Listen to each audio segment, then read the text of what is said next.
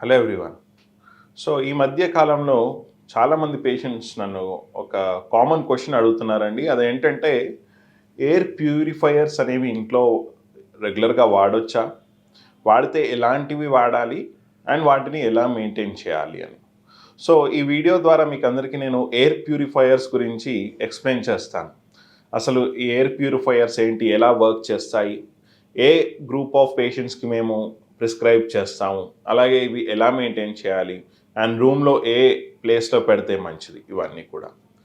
First of all, air purifiers అనేవి మన indoor air pollution, అంటే మన ఇంట్లో ఉన్న పొల్యూషన్ని తగ్గించడానికి వాడతాం. సో ఇండోర్ ఎయిర్ పొల్యూషన్ అంటే ఏంటి? ఇంట్లో ఒకవేళ డస్ట్ ఎక్కువగా ఉన్నా, లేదా పెట్ రిలేటెడ్ డాండర్ ఎక్కువగా ఉన్నా, మీరు వినే ఉంటారు ఈ మధ్య కాలంలో పోలెన్ అంటే పుప్పొడి, ఇలాంటి డస్ట్ ఎక్స్పోజర్ ఎక్కువగా ఉన్నా, వీటన్నిటి నుంచి ప్రొటెక్ట్ చేసుకోవడానికి ఎయిర్ ప్యూరిఫైయర్ని మనం వాడుకోవచ్చు. సో ఎయిర్ ప్యూరిఫైయర్ అనేది ఒక చిన్న గ్యాడ్జెట్ లాగా ఉంటుంది. వేరియస్ సైజెస్లో మనకు అవైలబుల్ ఉన్నాయి, వాటి కెపాసిటీని బట్టి. సో జనరల్గా ఈ ఎయిర్ ప్యూరిఫైయర్లో ఒక ఫిల్టర్ ఉంటుంది, హెపా ఫిల్టర్ అని. అదేం చేస్తాయంటే మన రూమ్లో ఉన్న గాలిని లోపలికి తీసుకొని ఆ హెపా ఫిల్టర్తో ఫిల్టర్ చేసేసి ఈ చిన్న చిన్న డస్ట్ పార్టికల్స్, పోలెన్ కానీ, సిగరెట్ స్మోక్ కానీ, పెట్ డాండర్ కానీ, ఇవన్నిటిని ఫిల్టర్ చేసి క్లీన్ ఎయిర్ అనేది బయటికి రిలీజ్ చేస్తుంది అనమాట. సో ఇది ఎయిర్ ప్యూరిఫైయర్ యొక్క ఫంక్షన్. అండ్ ఇది ఏ పేషెంట్స్కి మేము ప్రిస్క్రైబ్ చేస్తాం, ఎవరు ఇది వాళ్ళ ఇంట్లో అమర్చుకోవాలి.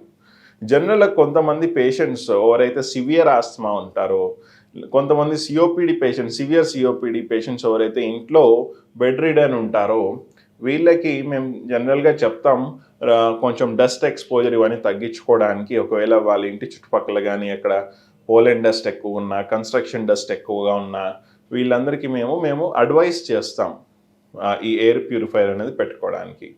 అండ్ ఎయిర్ ప్యూరిఫైయర్ ఎలాంటిది తీసుకోవాలి?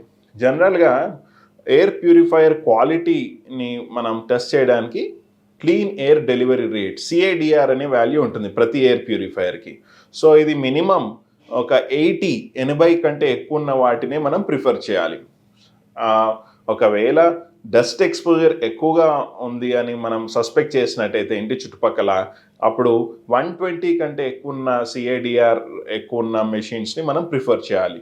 సో మనకి మార్కెట్లో దొరికే చాలా ఎయిర్ ప్యూరిఫైయర్స్ నేను చూసినంత వరకు అయితే 300 వరకు కూడా మనకు అవైలబుల్ ఉన్నాయి. సో మినిమం 80 ఉండేటట్టు చూసుకోండి సిఏడిఆర్ రేట్. అండ్ ఇంకొకటి, ఎయిర్ ప్యూరిఫైయర్ తీసుకున్నాగా ఎక్కడ పెట్టాలి రూమ్లో?